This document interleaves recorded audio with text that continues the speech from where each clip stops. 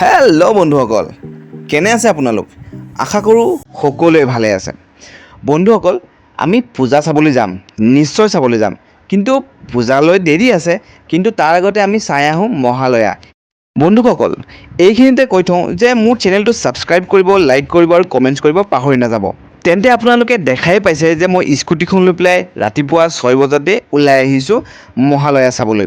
আৰু আমি দেখা পাইছোঁ যে অলপ চলপ মানুহ ৰাস্তাতে ঘূৰি ফুৰিছে, গাড়ী দুই এখনো অহা যোৱা কৰিছে, নহয় জানো? আৰু সচৰাচৰ 6টা বজাত এনেকৈ দেখিবলৈ পোৱা নাযায়। বন্ধুসকল, আপোনালোকে ভালকৈ চালে দেখা পাব যে ক্লক টাৱাৰত 6:10 হৈছে।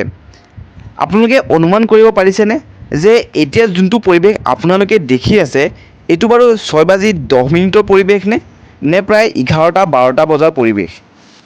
আচৰিত লাগিছে চাওকচোন। সচৰাচৰ এনেকৈ দেখাই নাযায় যে 6 বজাত মানুহ এনেকৈ ওলাই আহিছে, কিন্তু আজি মহালয়া, সেইকাৰণে মানুহ আজি প্ৰায় ওলাই আহিছে। মানে পূজা আৰম্ভ হৈ গৈছে বুলি আপোনালোকে ক'বলৈ পাৰে। চাওকচোন কিমান ভিৰ লাগিছে, গাড়ীয়ে মটৰে মানুহে কিমান ভিৰ লগাই নাই যে ৰাতিপুৱা 6:10 হৈছে বুলি। বন্ধুসকল, আপোনালোকক কথা এটা কৈ থওঁ যে আমি যেতিয়া সৰুকালত মহালয়া চাবলৈ গৈছিলোঁ তেতিয়াৰ পৰিৱেশ আৰু আজি যিখন মহালয়া চাবলৈ আহিলোঁ তাৰ মাজত আকাশ আৰু পাতাল পাৰ্থক্য।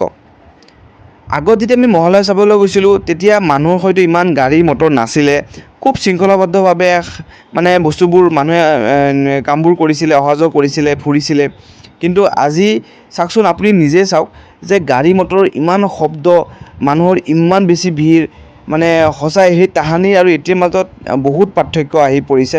আৰু আগলৈ কেনেকুৱা পৰিৱেশ হয় সেইটো হয়তো সকলোৱে অনুমান কৰিব পাৰিছে যে আগলৈ ইয়াতকৈ বেছি ভিৰ হ'ব। আৰু বন্ধুসকল, আপোনালোকে কমেণ্টছ কৰিব পাহৰি নাযাব যে আপোনালোকৰ মাজত কোনে কোনে মহালয়া চাবলৈ গৈছে বা যোৱা নাই। মোৰ তাত লাগিছে যে সকলোৱে মহালয়াত ওলাই আহিছে, কিয়নো ইমান ভিৰ হৈছে, ইমানেই ভিৰ হৈছে যে লাগিছে সকলোৱে ওলাই আহিছে মহালয়াত।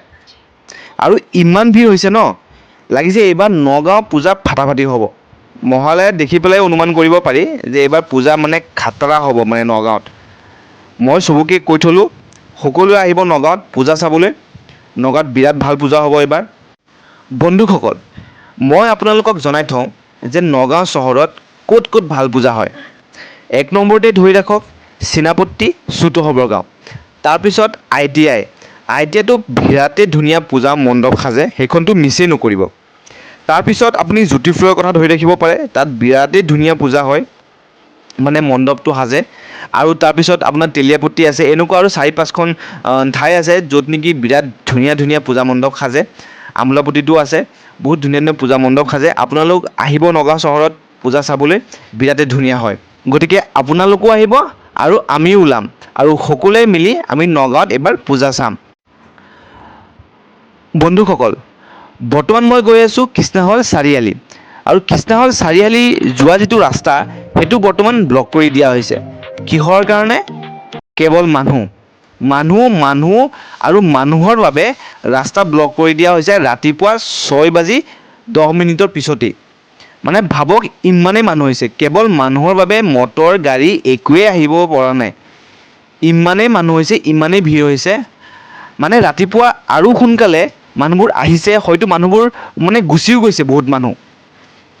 ইমানেই মানুহ হৈছে কি ক'ম আৰু, মানে এইবাৰ নগাঁৱত সাংঘাতিক পূজা হ'বলৈ গৈ আছে। মই আপোনালোকক সকলোকে আগতেই কৈ থৈছোঁ, আকৌবাৰ কৈছোঁ যে নগাঁৱত আহিব পূজা চাবলৈ, বিৰাট ভাল পূজা হ'ব নগাঁৱত এইবাৰ। প্ৰতি বছৰে হয়, এইবাৰো ভাল হ'ব। বন্ধুসকল, মইতো মহালয়া চালোঁ, মহালয়া চাই মেলি এতিয়া ঘূৰি ফুৰি মই ঘৰলৈ যাবলৈ ওলাইছোঁ। এতিয়া আপোনালোকেও ঘৰলৈ যাওক, ধুনীয়াকৈ চাহ পানী খাওক আৰু পূজালৈ বুলি ৰেডি হওক। বাই বাই, লগ পাই আছোঁ আন এটা ভিডিঅ'ত। জয় আই অসম।